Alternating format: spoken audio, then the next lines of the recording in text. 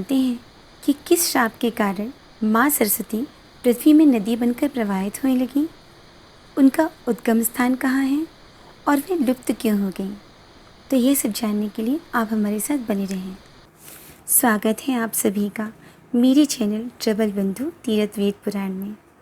आप सभी को मेरा सशक्त नमन।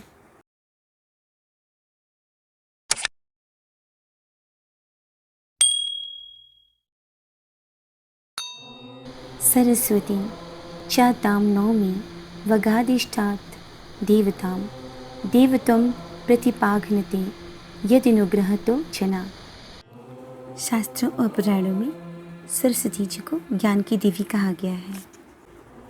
पुराण की कथा के अनुसार माँ लक्ष्मी, सरस्वती और गंगा जी भगवान विष्णु के बैकुंठ लोक में वार्तालाप कर रही थीं।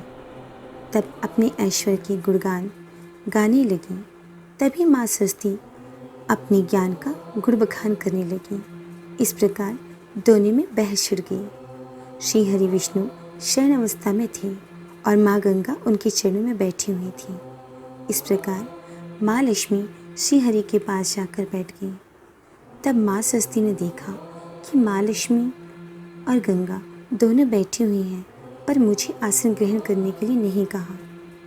माँ सरस्वती ज़्यादा क्रोधित हो गई और कहा, दोनों ने आसन ग्रहण कर रखा है और मैं यहाँ अतिथि हूँ, पर मुझे आसन ग्रहण करने के लिए नहीं कहा।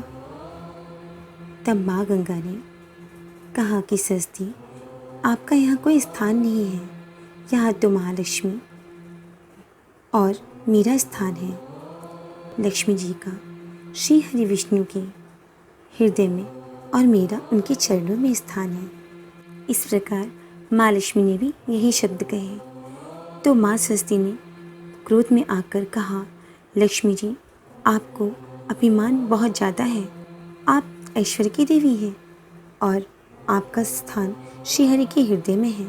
तो जाइए, मैं आपको श्राप देती हूँ कि आप भी श्री हरि से अलग होकर धरती में एक जड़ पौधे के रूप में जन्म लें। बाद में आपका विवाह राक्षस शंखचूर्ण से होगा। पर माँ गंगा जी ने कहा, सरस्वती जी, आपने क्या अनर्थ कर दिया? इस तरह से माँ लक्ष्मी को श्राप दे दिया। तो जाइए, मैं भी आपको श्राप देती हूँ कि आप भी नदी बनकर धरती में जाएं और पापियों के पाप की भागी बने।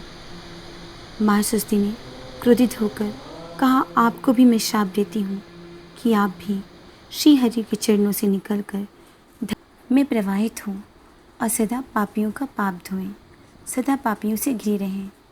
तब भगवान विष्णु अपनी निद्रा से जागे और देवियों का क्रोध शांत किया।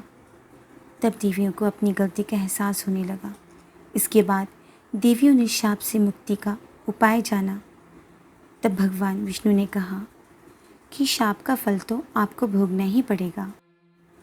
कलयुग में 10,000 वर्ष पूरे होने के बाद आप सभी देवियाँ पृथ्वी से अपने लोक में आकर वास्तविक रूप में आकर मिल जाएंगी।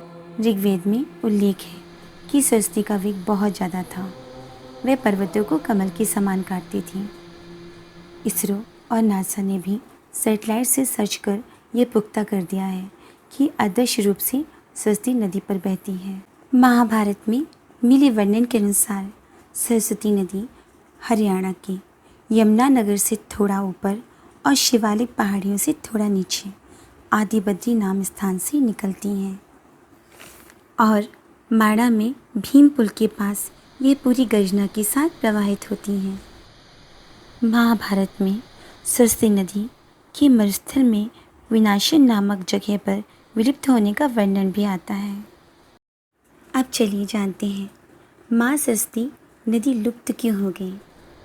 पौराणिक कथाओं के अनुसार व्यास जी ने सरस्वती नदी के करीब स्थित गुफा में महाभारत का सृजन किया था। व्यास के आग्रह पर श्री ब्रह्मा जी ने श्री गणेश जी को महाभारत लिखने का काम सौंपा था। गणेश जी जब महाभारत लिख रहे थे तो सरस्वती नदी बड़ा शोर करते हुए बह रही थी। गणेश जी ने शोर कम करने को कहा, लेकिन सरस्वती नदी नहीं मानी। इससे क्रोधित होकर गणेश जी ने सरस्वती जी को विलुप्त होने का शाप दे दिया। हम मिलते हैं अपनी एक नई यात्रा में। तब तक आप पर श्री हरि अपनी अनुकंपा बनाए रखें। आप सभी स्वस्थ रहें, मुस्कुराते रहें। जय श्री कृष्णा।